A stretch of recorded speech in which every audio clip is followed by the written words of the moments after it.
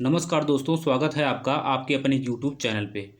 आज हम लोग जीएस पॉइंटर के तहत आधुनिक भारत का इतिहास का पहला चैप्टर यूरोपीय कंपनी के बारे में पढ़ेंगे। तो इससे पहले हम लोग देख लेते हैं भारत में यूरोपवासी के आने का क्रम क्या था। तो सबसे पहले भारत में पुर्तगाली आए थे, उसके बाद डच आए थे, फिर अंग्रेज आए थे, फिर डेनिश आए थे, फिर फ्रांसीसी आए थे। तो चलिए इसे शुरू करते हैं। पहला क्वेश्चन दिया है, नीला जल योजना ब्लू वाटर पॉलिसी से संबंधित है। तो ब्लू वाटर पॉलिसी से संबंधित है, यह शांत जल की नीति संबंधित है। द अल्मीडा प्रथम यह पुर्तगाली वायसराय बनकर आता है। यह 1505 ईस्वी में आता है और 1509 तक रहता है। यह 1505 ईस्वी में अंजडीवा, कुन्नूर और किलवा में यह अपना दुर्ग स्थापित करता है। आगे देखते हैं। दूसरा दिया है, वास्को डी गामा कालीकट कब पहुंचा था। तो ये 1498 ईस्वी में पहुंचा था। वास्को डी गामा सर्वप्रथम या 1498 ईस्वी में पहुंचा था कालीकट के तट पर। वास्को डी गामा इसके बाद दूसरी बार जब आता है तो 1502 ईस्वी में आता है और तीसरी बार या फिर वायसराय बनकर आता है। पर वहीं जो है कोचीन में इसकी मृत्यु भी हो जाती है। आगे देखते हैं। तीसरा क्वेश्चन है, पुर्तगाली उपनिवेश का प्रथम वायसराय कौन था। तो यही फ्रांसिस्को द अल्मीडा था। इसके बारे में हम लोग पहले देख चुके हैं। आगे देखते हैं। वास्को डी गामा का कालीकट में स्वागत कौन करता है। तो जमोरी नामक एक शासक ने किया था। आगे देखते हैं। सही सुमेलन है, थोड़ा सा आगे बढ़ा लेते हैं इसको। इधर दिया है समुद्री यात्रा, इधर दिया है देश। तो वास्को डी गामा पुर्तगाल से संबंधित है, क्रिस्टोफर कोलंबस या स्पेन से संबंधित है, और कैप्टन कुक या ग्रेट ब्रिटेन से संबंधित है। तस्मान या हॉलैंड से संबंधित है। आगे देखते हैं। भारत में पुर्तगाली शक्ति का वास्तविक संस्थापक कौन था। अगर पहला वायसराय पूछेगा तो फ्रांसिस्को द अल्मीडा था, लेकिन भारत में पुर्तगाली शक्ति का वास्तविक संस्थापक पूछता है तो अल्बुकर्क को माना जाता है। यह 1509 ईस्वी में आता है और 1515 तक रहता है। और यह इसके पहले 1503 ईस्वी में यह आ चुका रहता है, लेकिन उस समय वह वायसराय बनकर नहीं आया था। यह 1510 ईस्वी में गोवा की जो बीजापुर के जो शासक था यूसुफ आदिल शाही, उससे गोवा जो है छीन लेता है। और 1511 ईस्वी में मलक्का और 1515 में फारस की खाड़ी में होर्मुज बंदरगाह पर यह अधिकार भी कर लेता है। अल्बुकर्क को एक पॉइंट इसमें और देख लेते हैं, यह सती प्रथा का जो है अंत करता है, इसीलिए अल्बुकर्क को राजा राम मोहन राय का पूर्वगामी भी बोला जाता है। आगे देखते हैं। पुर्तगालियों ने भारत में प्रथम दुर्ग का निर्माण किया था तो कोचीन में किया था 1503 ईस्वी में। आगे देखते हैं। मध्यकाल में सर्वप्रथम भारत से व्यापार संबंध स्थापित करने वाले थे तो कौन थे। पुर्तगाली थे। सबसे पहले पुर्तगाली ही आए थे। वास्को डी गामा सबसे पहले आया था, जैसा कि आप लोग को पहले बता चुके हैं। भारत में प्रथमतः समुद्री व्यापारिक केंद्र स्थापित कहाँ किया था, किसने। पुर्तगालियों ने किया था। आगे देखते हैं। बंगाल की बुंदेला बंगाल में दोनों वीडियो देख लेते हैं। बंगाल में बांदेल, चिंसुरा, हुगली तथा श्रीरामपुर फैक्ट्री में से जो डचों द्वारा स्थापित की गई थी तो कौन सी थी। हुगली और चिंसुरा थी। भारत में एक बार फिर से ऊपर बात देखें। भारत में प्रथमतः सामुद्रिक व्यापारिक केंद्र स्थापित किया था पुर्तगालियों ने किया था। बंगाल की बांदेल, चिंसुरा, हुगली तथा श्रीरामपुर फैक्ट्री में से जो डचों द्वारा स्थापित की गई थी तो कौन सी थी। हुगली एवं चिंसुरा थी। आगे देखते हैं। पांडिचेरी के संदर्भ में सही कथन कौन सा है। तो पांडिचेरी पर कब्जा करने वाली पहली यूरोपीय शक्ति पुर्तगाली थे। पांडिचेरी के संदर्भ में सही कथन कौन सा है। पांडिचेरी पर कब्जा करने वाली पहली यूरोपीय शक्ति जो थी पुर्तगाली ही थे। आगे देखते हैं।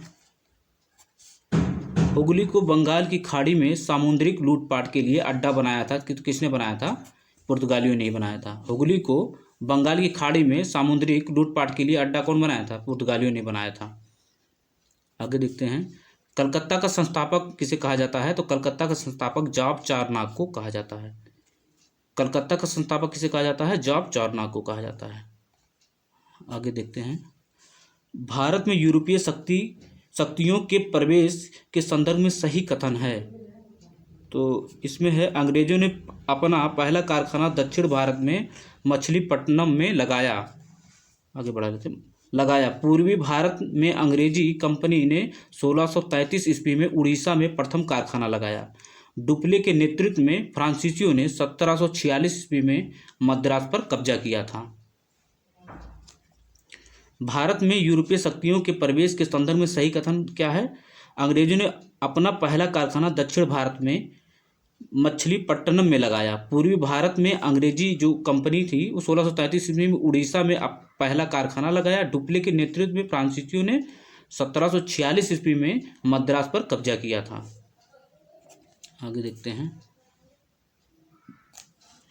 भारत के साथ व्यापार के लिए सर्वप्रथम संयुक्त पूंजी कंपनी आरंभ करने वाले लोग कौन थे? तो ब्रिटेन के लोग थे। वह फिर से देखते हैं। भारत के साथ व्यापार के लिए सर्वप्रथम संयुक्त पूंजी कंपनी आरंभ करने वाले लोग थे, तो ब्रिटेन के थे।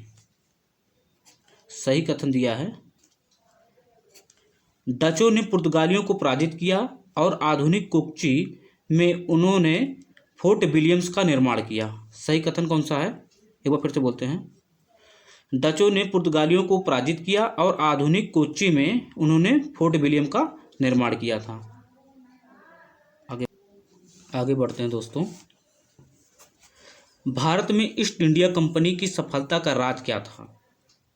तो भारत में राष्ट्रीय भावना की कमी थी। कंपनी की सेना को पश्चिमी प्रशिक्षण मिला था तथा उनके पास आधुनिक हथियार थे। भारतीय सैनिकों में राष्ट्रीय भावना का अभाव था, जिसके फलस्वरूप कोई जो उन्हें अच्छा वेतन दे अपनी सेवा में लगा सकता था। एक बार फिर से देखते हैं। भारत में ईस्ट इंडिया कंपनी जो थी, कंपनी की सफलता का क्या राज था? तो भारत में राष्ट्रीय भावना की कमी थी। सही बात, कमी थी। कंपनी की सेना में पश्चिमी प्रशिक्षण मिला था और तथा उनके पास जो है आधुनिक हथियार थे। भारतीय सैनिकों में राष्ट्रीय भावना का अभाव था, जिसके फलस्वरूप कोई जो उन्हें अच्छा वेतन देता था अपनी सेवा में लगा सकता था। आगे देखते हैं। वीडियो दिख रहा होगा दोस्तों आप लोग को। ब्रिटिश कंपनियों में से भारत में व्यापार करने का पहला अधिकार पत्र प्राप्त हुआ था, तो लिवेंट कंपनी को। ब्रिटिश कंपनियों में से भारत में व्यापार करने का पहला अधिकार पत्र जो प्राप्त हुआ था, तो लिवेंट कंपनी को प्राप्त हुआ था। लंदन में ब्रिटिश ईस्ट इंडिया कंपनी के गठन के समय भारत का बादशाह कौन था? तो उस समय भारत का बादशाह था अकबर। लंदन में ब्रिटिश ईस्ट इंडिया कंपनी के गठन के समय भारत का बादशाह जो था वह अकबर था। वह मुगल सम्राट जिसके शासनकाल में इंग्लिश ईस्ट इंडिया कंपनी ने भारत में सर्वप्रथम कारखाना स्थापित किया तो जहांगीर के शासनकाल में। वह मुगल सम्राट जिसके शासनकाल में इंग्लिश ईस्ट इंडिया कंपनी ने भारत में सर्वप्रथम कारखाना स्थापित किया जहांगीर के शासनकाल में। आगे देखते हैं। सूरत, सतारा, बॉम्बे, पणजी में से ईस्ट इंडिया कंपनी की प्रारंभिक वेस्टर्न प्रेसिडेंसी थी, कौन सी थी? सूरत में। देखते हैं। सूरत, सतारा, बॉम्बे, पणजी में से ईस्ट इंडिया कंपनी की प्रारंभिक वेस्टर्न प्रेसिडेंसी थी सूरत में। भारत में 1613 ईस्वी में अंग्रेजों ने पहली फैक्ट्री स्थापित की थी सूरत में। भारत में 1613 ईस्वी में अंग्रेजों ने अपनी पहली फैक्ट्री स्थापित की थी सूरत में। आगे देखते हैं। 17वीं शताब्दी के पहले चतुर्थांश 1625 ईस्वी तक ईस्ट इंडिया कंपनी ने अपने कारखानों स्थापित कर लिए थे। तो कहाँ कर लिए थे? सूरत था, भरूच था, बुरहानपुर था, अहमदाबाद और आगरा में। एक बार फिर से देखते हैं। 17वीं शताब्दी के पहले चतुर्थांश 1625 ईस्वी तक ईस्ट इंडिया कंपनी ने अपने कारखाने स्थापित कर लिए थे सूरत, भरूच, बुरहानपुर, अहमदाबाद और आगरा में। आगे देखते हैं। वह अंग्रेज अधिकारी जिसने पुर्तगालियों को स्वाली के युद्ध में हराया था, तो थॉमस वेस्ट ने हराया था। वह अंग्रेज अधिकारी जिसने पुर्तगालियों को स्वाली के स्थान पर हराया था, थॉमस वेस्ट ने। आगे देखते हैं। यूरोपीय व्यापारिक कंपनियों में से सूरत में सर्वप्रथम अपना कारखाना स्थापित किया अंग्रेजों ने किया था। यूरोपीय व्यापारिक कंपनियों में से सूरत में सर्वप्रथम अपना कारखाना स्थापित किया था अंग्रेजों ने स्थापित किया था। ईस्ट इंडिया कंपनी के प्रारंभिक दौर में वेस्टर्न प्रेसिडेंसी थी सूरत में। ईस्ट इंडिया कंपनी के प्रारंभिक दौर में वेस्टर्न प्रेसिडेंसी थी सूरत में।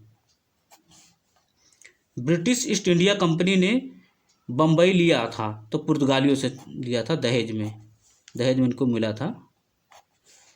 ब्रिटिश ईस्ट इंडिया कंपनी ने बम्बई लिया था, तो पुर्तगालियों से लिया था, पुर्तगाली दिए थे इनको दहेज में।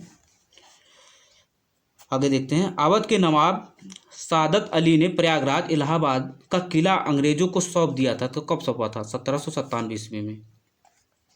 अवध के नवाब सादत अली ने प्रयागराज, इलाहाबाद का किला अंग्रेजों को कब सौंपा था? 1797 ईस्वी में। ईस्ट इंडिया कंपनी का गवर्नर, जिसे अंग्रेज औरंगजेब द्वारा भारत से निष्कासित किया गया, तो सर जॉन चाइल्ड को किया था। ईस्ट इंडिया कंपनी का गवर्नर, जिसे औरंगजेब द्वारा भारत से निष्कासित किया गया था, तो सर जॉन चाइल्ड को निष्कासित किया गया था। आगे देखते हैं। प्रथम कर्नाटक युद्ध का तत्कालीन क्या कारण था? तो तत्कालीन वो कारण था अंग्रेजों द्वारा फ्रांसीसी जहाज़ों का अधिग्रहण। प्रथम कर्नाटक युद्ध का तत्कालीन कारण क्या था? अंग्रेजों द्वारा फ्रांसीसी जहाज़ों का अधिग्रहण। आगे देखते हैं।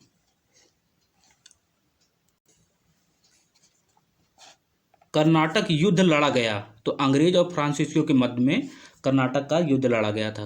कर्नाटक युद्ध लड़ा गया था अंग्रेज एवं फ्रांसीसियों के मध्य, अंग्रेज व फ्रांसीसियों के मध्य लड़ा गया था। यहाँ दिया है, सही सुमेलित करना है। तो यहाँ प्रथम कर्नाटक युद्ध जो हुआ था, एक्स-ला चैपल की संधि से अंत हुआ था। प्रथम जो कर्नाटक का युद्ध हुआ था, एक्स-ला चैपल की संधि से उसका अंत होता है।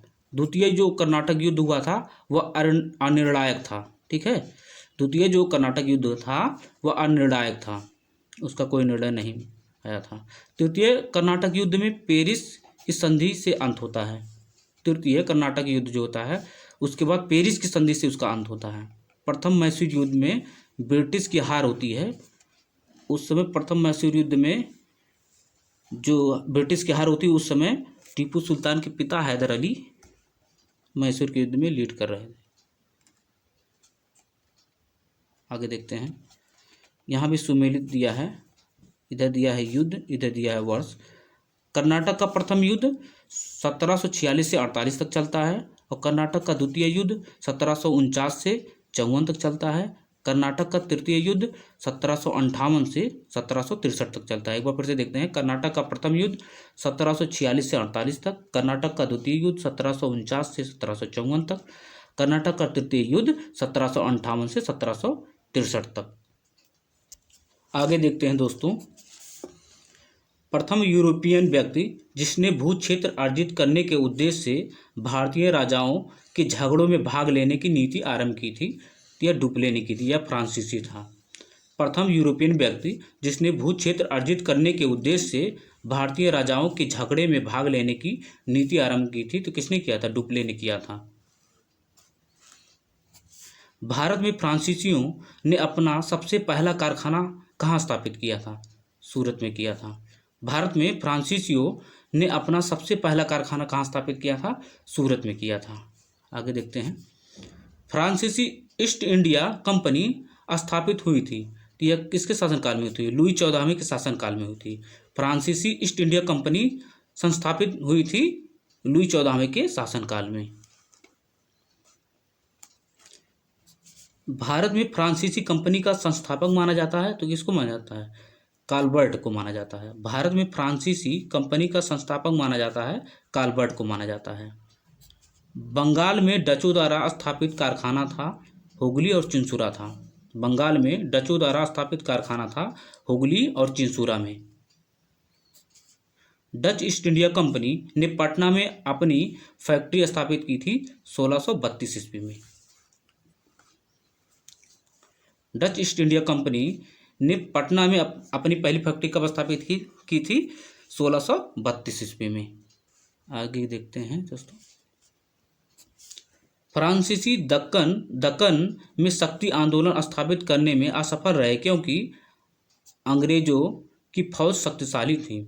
फ्रांसीसी दक्कन में शक्ति आंदोलन स्थापित करने में असफल रहे क्योंकि अंग्रेजों की फौज जो थी काफ़ी शक्तिशाली थी। भारत में यूरोपीय शक्तियों के आगमन का क्या क्रम था? इसको हम पहले भी बता चुके हैं। देखते हैं। पुर्तगाली, डच, अंग्रेज, फ्रांसीसी। सबसे पहले भारत में यूरोपीय शक्तियों का आगमन का क्रम कौन सा था? पुर्तगाली, डच, अंग्रेज, फ्रांसीसी। आगे देखते हैं। यह सही सुमेलन करना है, तो पांडिचेरी फ्रेंच, गोवा पुर्तगीज और ट्रांकेबार डेनिश, सद्रास डच। फिर से देखते हैं। सही सुमेलन है पांडिचेरी फ्रेंच, गोवा पुर्तगीज, ट्रांकेबार डेनिश, सद्रास डच। आगे देखते हैं।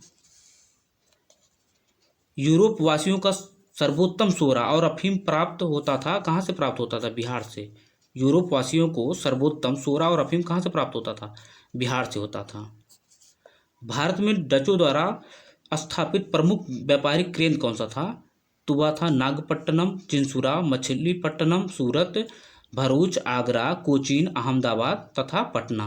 भारत में डचों द्वारा स्थापित प्रमुख व्यापारिक केंद्र थे नागपट्टनम, चिंसुरा, मछलीपट्टनम, सूरत, भरूच, आगरा, कोचीन, अहमदाबाद तथा पटना। आगे देखते हैं। यूरोपियों में से स्वतंत्रता पूर्व भारत में व्यापारी के रूप में सबसे अंत में आए थे, तो कौन आए थे? फ्रांसीसी आए थे। यूरोपियों में से स्वतंत्रता पूर्व भारत में व्यापारियों के रूप में सबसे अंत में आए थे, फ्रांसीसी आए थे। आगे देखते हैं। कंपनी एक असंगति है, परंतु यह उस व्यवस्था का भाग है जहां सब कुछ ही असंगत है। ईस्ट इंडिया कंपनी के बारे में यह टिप्पणी की थी, तो किसने किया था? जीबी मैकाले ने। कंपनी एक असंगति है, परंतु उस व्यवस्था का भाग है जहां सब कुछ ही असंगत है। ईस्ट इंडिया कंपनी के बारे में यह टिप्पणी किसने किया था? तो जीबी मैकाले ने किया था। आगे देखते हैं। एक्सलास जो सापेल की संधि हुई थी 1748 की संधि के संदर्भ में सही कथन है, तो इसमें अंग्रेजों को मद्रास पुनः वापस मिल जाता है। एक्सला सापेल 1748 की संधि जो हुई थी के संदर्भ में सही कथन पूछ रहा है। इसमें अंग्रेजों को मद्रास पुनः प्राप्त हुआ। भारत में दिख रहा है। भारत में अंग्रेजों की सफलता तथा फ्रांसीसियों की असफलता का कारण क्या था? तो कारण यह था अंग्रेजों को बंगाल विजय से अपार धन एवं जनशक्ति का मिलना, अंग्रेजों की बेहतर नौसैनिक ताकत। एक बार फिर से देखते हैं। भारत में अंग्रेजों की सफलता तथा फ्रांसीसियों की असफलता के कारण क्या थे? तो वह था अंग्रेजों को बंगाल विजय में अपार धन एवं जनशक्ति का मिलना, अंग्रेजों की बेहतर नौसेना ताकत।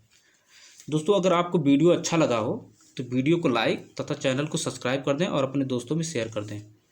वीडियो देखने के लिए बहुत बहुत धन्यवाद।